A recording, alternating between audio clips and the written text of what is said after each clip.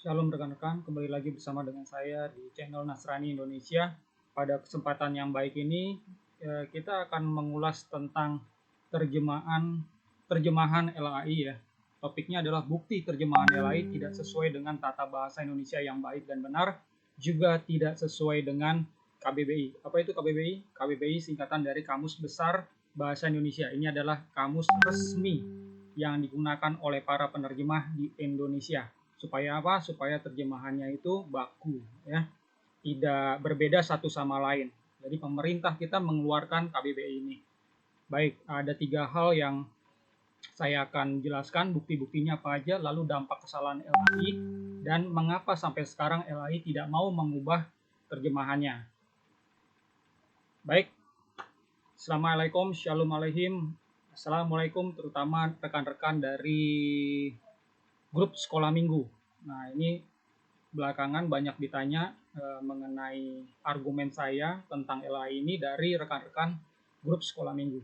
Baik, saya akan share ya. Yang pertama, bukti-bukti kalau LAI itu melakukan kesalahan dalam menerjemahkan.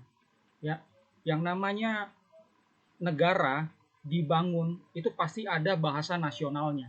Bahasa Indonesia itu sudah disepakati sejak 1928 di event di acara Sumpah Pemuda. Ya, kami ya pemuda-pemudi Indonesia berbahasa satu yaitu bahasa Indonesia. Nah, bahasa Indonesia kemudian jadi benar-benar resmi begitu tertuang di Undang-Undang Dasar 1945 pada saat Indonesia merdeka. Nah, bahasa Indonesia seperti bahasa yang lain juga mengalami evolusi. Kalau yang tadi adalah di tahun 1945 itu ejaan Republika, lalu ada ejaan apa ya? Kalau nggak salah Suwandi ya, terus kemudian berubah menjadi ejaan yang disempurnakan. Nah, sekarang ini namanya adalah Pedoman Umum Ejaan Bahasa Indonesia. Ya, sejak 2015 yang lalu sampai sekarang. Ya.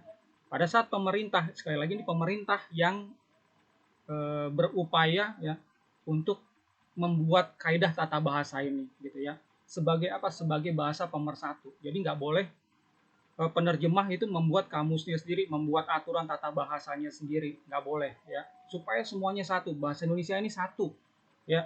Nggak ada bahasa Indonesia versi LAI, bahasa Indonesia versi A, versi B, versi C, itu nggak ada gitu ya. Cuma satu ya. Ini sebagai pemersatu ya. Nah, apa sekarang bukti-bukti kalau si LAI ini menabrak aturan-aturan ini? Saya akan kasih contoh ya di sini ya. Saya ambil dari website alkitab.sabda.org. Alkitab Sabda ini adalah terjemahan LAI. Saudara-saudara, saya ambil cari kata Allah.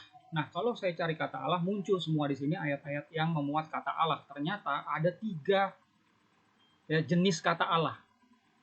Allah A-nya saja besar, ya, lihat ya, ini. Lalu ada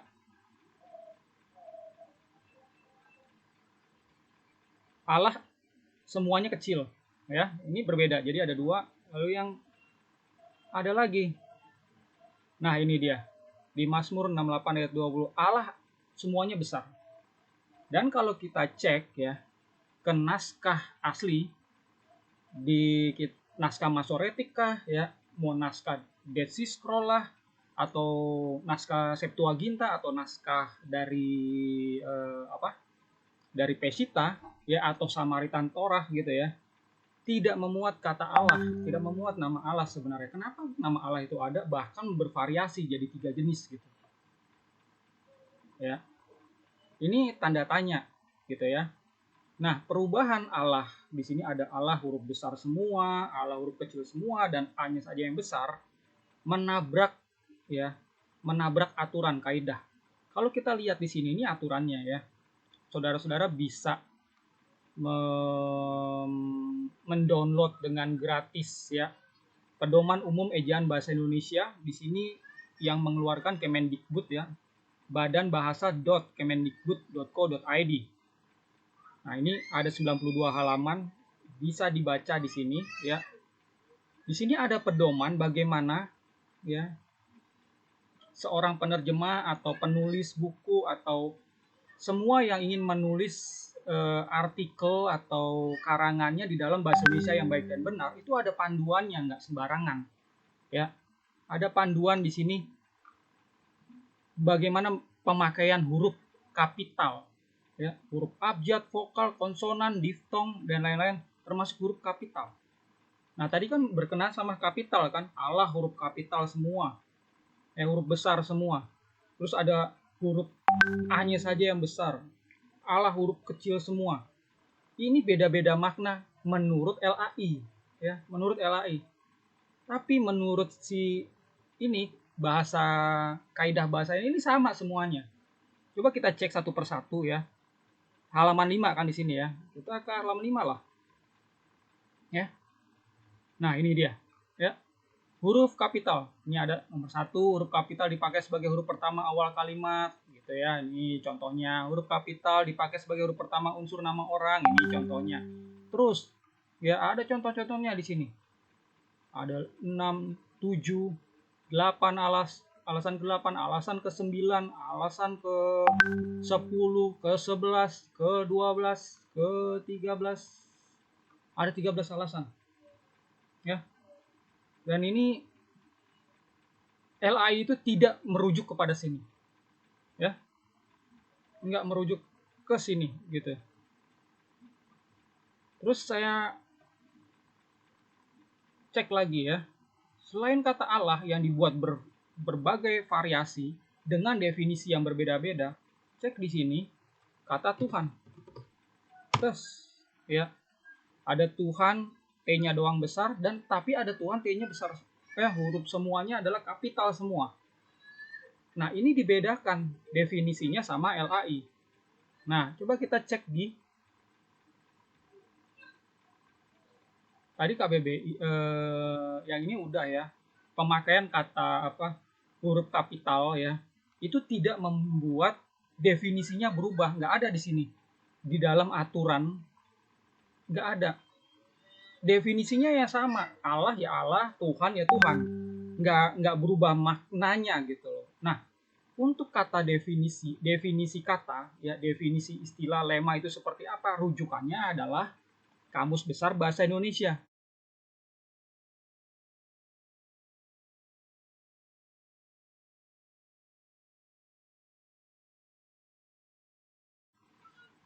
Di sini, ya. Ini kbbi.kemendikbud.co.id, sama lagi, ya, mengeluarkan adalah pemerintah, bukan penerjemah A, B, C, D gitu, bukan. Jadi pemerintah memang yang menginginkan bahasa Indonesia ini lestari, ya, dan satu. Jadi nggak boleh sembarangan, ya, penerjemah itu membuat kamusnya masing-masing gitu loh, ya. Di sini kata sambutannya seperti apa sih fungsinya KBBI itu, ya. Bahasa Indonesia merupakan bahasa yang mempunyai kedudukan yang penting, bukan hanya karena fungsinya sebagai bahasa resmi negara, bahasa persatuan. Nah, di sini ada bahasa persatuan. LAI menyebabkan perpecahan. Bukan persatuan yang dibuat, tapi perpecahan. Kenapa? Karena terjemahannya itu membuat orang itu yang tahu bahasa jadinya bertanya-tanya, loh, kok Allah huruf besar semua, Allah sama huruf kecil semua beda, Tuhan huruf besar semua, Tuhan huruf kecil semua beda, gimana sih gitu ya. Sudah ada aturannya gitu ya, udah ada aturannya, ikutin aja. Dan kalau mau tahu istilah, beralihlah ke KBBI, jangan mengacunya kemana, Kristen Arab punya aturan sendiri, bahasa Arab bisa ada aturannya sendiri. Kita ini independen, bangsa yang merdeka, punya bahasa sendiri, bahasa persatuan. Oleh karena itu kita hormati pemerintah, hormati orang-orang yang punya kompetensi, yang sudah membuat KBBI, yang sudah menyusun ini nih tadi saya posting di sini nih ya, pedoman umum ejaan bahasa Indonesia. Ini orang yang membuat ini bukannya orang yang khusus 1 bulan 2 bulan lalu dikasih sertifikat disuruh sama pemerintah membuat ini, enggak. Ini ada kompetensinya sendiri, S1, S2, S3-nya ada gitu loh. Saya nggak tahu S3-nya ada atau enggak ya. Tapi intinya adalah orang ini nggak sembarangan gitu, kompetensinya tuh ada, dimiliki gitu, nggak bukan karena dia orang Indonesia dia bisa melakukan ini, nggak sembarangan ya. Itu intinya. Kembali lagi ke kamus ya. Kamus Besar Bahasa Indonesia di sini dari Wikipedia. Kamus Besar Bahasa Indonesia adalah kamus Eka bahasa resmi bahasa Indonesia. Lihat ya, resmi. Yang disusun oleh Badan Pengembangan dan Pembinaan Bahasa dan diterbitkan oleh Balai Pusaka. Kamus ini menjadi acuan tertinggi bahasa Indonesia yang baku. Tuh loh ya. Jangan pakai kamus yang lain gitu. Ini gitu loh. Kalau nggak ngerti baru pakai kamus yang lain atau tanyalah kepada orang yang punya kompetensi di dalam bahasa. Gitu loh. Bahasa Indonesia tentunya ya. Terus saya masuk ke oke, cari kata. Oke, di sini ya saya cari kata Allah. Perhatikan. Allah, lihat. Allah adalah nama Tuhan dalam bahasa Arab. Ini adalah nama Tuhan dalam bahasa Arab ya. Perhatikan, saya cari, coba cek A huruf kecil. Allahnya huruf kecil ya. Lihat. Sama juga ya. Jadi nggak berbeda ya ini dalam kamus bahasa Indonesia. Terus coba cek lagi, Allahnya huruf besar semua. Beda nggak? Nah, sama kan? Nama Tuhan dalam bahasa Arab. Lihat definisinya ya, perhatikan, ingat di sini ya. Dengan Tuhan huruf besar semua. Lihat, Tuhan huruf besar semua mengacu pada Tuhan, T-nya huruf besar aja. Sesuatu yang diyakini, dipuja, disembah oleh manusia yang maha kuasa. Jadi ya, kata El, Elohim, Eloha, Eloah itu rujukannya di sini. Ini kalau disalin dalam bahasa Indonesia jadinya Tuhan. Theos di dalam bahasa Yunani, Allah, Aloho ya dalam Aramaik, God di dalam bahasa Inggris. Ya, itu kalau diterjemahin ke dalam bahasa Indonesia jadinya Tuhan, bukan Allah. Ngerti ya? Karena Tuhan ini artinya, maknanya sesuatu yang diyakini, dipuja, disembah. Ini bukan saya yang buat. Sekali lagi, ini adalah kamus besar, kamus resmi di Indonesia. Gitu loh. Oke, dari sini sudah ada buktinya ya. Kalau LAI itu salah dalam menerjemahkan. Saya bilang salah bukan karena aturan yang saya buat, tapi aturan pemerintah yang buat ini ya. Kata Allah dia menerjemahkannya salah, Tuhan juga dia salah gitu ya. Lalu apalagi yang dia salah? Lihat ini, artinya apa? Glosarium atau bahasa Inggrisnya glosari. Glosarium adalah suatu daftar alfabetis istilah dalam satu ranah pengetahuan tertentu yang dilengkapi dengan definisi untuk istilah-istilah tersebut. Biasanya glosarium ada di bagian akhir suatu buku. Ini glosarium. Pernah nulis buku? Ada istilah-istilah khusus di belakangnya. Itu namanya glosarium ya. Pernah lihat terjemahannya LAI? Ada enggak? Oke, sebentar. Nah, ini LAI punya ya. Ini LAI. Nah, LAI di belakangnya di sini ada enggak? Nah, lihat. Jelas enggak?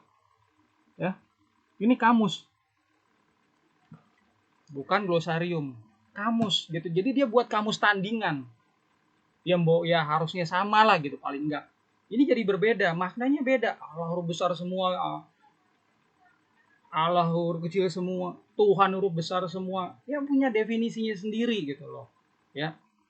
Di sini ada. Bukannya glosarium, tapi kamus. Itu yang buat salah kaprah jadinya. Coba kita lihat ya, kamusnya LAI. Ini ya. Kamusnya LAI Tuhan, salinan dari nama Allah Israel, yaitu Yahweh. Mohon maaf ya, Yahweh ini tidak ada di naskah Masoretik. Ya. Nggak ada loh. Kalau LAI menerjemahkan referensi awalnya adalah naskah Masoretik itu sudah ada huruf vokal. Ya, sudah ada. YHWH itu ada 3 pelafalannya di sana. Salah satunya adalah Yehova. Kalau ditulis Yehova, disalinnya ke dalam bahasa Indonesia harusnya Yehova. Itu nama loh, ya. Kok disalin jadi Tuhan huruf besar semua? Ini aturan dari mana? Aturan buatan sendiri, ya. Lihat. belakangnya aja udah salah. Kamus harusnya glosarium. Definisinya buat sendiri ya. Udah salah ya. Salah gitu loh. Ini nih yang dipakai nih kalau mau kamus nih. Kamus Besar Bahasa Indonesia. Kamus besar. Ini nggak sembarangan dibuat. Gitu loh. Satu ayat aja maknanya itu bisa berbeda-beda karena salah terjemahan. Kalau terjemahannya ini udah bener pun bisa ditafsirin beda-beda. Apalagi kalau salah terjemahan. Paham ya, saudara-saudara? Anggota DPR itu kan setiap 5 tahun ganti. Tapi orang yang bekerja mendampingi mereka dalam membuat undang-undang kan ada ahli bahasa Indonesianya, ya kan? Pada saat undang-undang itu diketok palu sah gitu ya, itu sudah melalui proses analisa si alih-alih ini gitu loh. Jadi jangan sampai undang-undangnya itu ambigu, ya punya arti yang berbeda-beda gitu loh, ya. Artinya nih harus satu, dan pada saat artinya satu ini aja, belakangan itu ditafsirkan bisa berbeda-beda gitu. Apalagi kalau nggak ada ahli bahasanya. Jadi begitu keluar undang-undang itu bisa multitafsir, ini berbahaya gitu ya. Makanya bahasa Indonesia itu penting, bahasa persatuan. Lu kalau ngasal jadinya pecah gitu loh ya. Sekarang saya udah buktikan ke rekan-rekan kesalahan-kesalahan LAI. Udahlah, jangan dibela-belain kalau salah gitu loh ya. Yang kedua, dampak kesalahan LAI itu dampaknya ke teman-teman muslim. Mereka taunya apa? Begitu baca, wah Yesus itu dibangkitkan sama Allah, Yesus diutus sama Allah. Dipikir Allahnya mereka itu yang ada gitu loh di dalam kitab-kitab ini ya. Padahal sama sekali nggak ada. Yesus itu berbahasa Aramaik. Yesus itu bicara Allah. Ya, nggak pernah mengucapkan apalagi menyembah si Allah itu. Tidak. Jadi ini salah kaprah jadinya. Ya. Sekali lagi, bahasa pemersatu. Ini kok jadi pecah gini. Umat muslim jadi korban. Gitu loh. Wah, tuh kan lihat tuh. Yesus aja itu sujud berdoa kepada Allah. Mereka pikir seperti itu. Mereka jadi salah paham. Itu pertama ya. Ke muslim, ke Kristen juga demikian gitu loh. Jadi salah kaprah. Ada yang berpikir memang ini ada hubungannya sama Allah ini gitu loh ya. Pernah nggak baca masuk ke toko buku rohani ya, baca-baca terjemahan buku rohani ya, atau tulisan hamba-hamba Tuhan Kristen nih, itu pasti mengutip ayat LAI dan akhirnya ya setiap pasal adalah Yesus, hubungannya Yesus sama Allah. Itu ada Allah gitu loh. Ya. Jadi umat Kristen sendiri kena imbas gitu loh. Banyak umat Kristen yang nggak paham Yesus itu berbahasa Aramaik. Yesus itu berbicara Allah. Banyak gitu loh. Yesus itu nggak berbicara Yahweh juga. Ya pada saat itu Yesus berbudaya Judaism Kristen itu YHWH dibaca Maria gitu. Ya, itu budayanya. Ya. Kembali lagi ke teks ya. Selain Islam, Kristen kena getahnya ini ya karena terjemahan LAI. Lalu saya perhatiin juga ya, saudara-saudara pernah ini enggak ya ngedit Wikipedia atau jadi penulis di Wikipedia? Itu kan semua di sana, tulisan di sana bisa diedit oleh siapapun. Ya. Nah, karena saya bisa mengeditnya, saya nulis gitu kan. Oke, bagus gitu kan. Terus punya orang saya edit gitu. Karena memang nggak sesuai sama tata bahasa, nggak sesuai sama kamus bahasa Indonesia, saya edit. Tapi belakangan dihapus lagi editan saya. Jadi kenapa gitu ini bisa terjadi? Penulisnya mengacu kepada LAI dan admin Wikipedia itu berpihak kepada dia karena emang nggak ngerti gitu ya, capek jadinya gitu kan, udah berusaha mengedukasi tapi disalah-salahin, padahal mereka nggak ngerti aturan gitu ya. Jadi dampaknya ini luas gitu ya. Gereja pecah lah, perdebatan lah sana sini gitu. Tapi mesti ada yang edukasi, mesti ada yang kasih tahu gitu loh. Ya, mesti ada gitu. Paling enggak saya yang paham, anak saya, istri saya, orang-orang yang mau mempelajari channel Nasrani Indonesia ini paling enggak tahu gitu. Oh, seperti itu ya. Ya udah, kalau salah mau ngapain dibela-belain gitu ya. Gitu. Coba tanya LAI para penerjemahnya ya, kalau ada yang kenal. Coba juga search di YouTube, juga ada penjelasan LAI deh ya. Di video saya yang lain juga membahas ini sebenarnya gitu ya. Ada si Pak Anwar Chen gitu menjelaskan mengapa LAI itu memakai kata Allah. Oh, dijelaskan panjang lebar hubungannya sama Kristen Arab. Apa hubungannya gitu loh? Sama Kristen Arab ini KBBI mandiri, tidak apa ya, nggak connect jadinya gitu loh ya.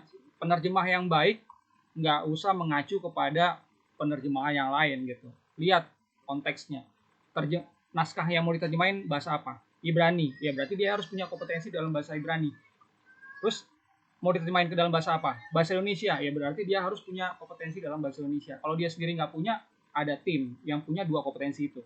Ibrani dan Indonesia. Kalau naskah aslinya adalah Yunani, yang mau diterjemahin Yunani dan Indonesia. Naskah aslinya Aramaik dan Indonesia.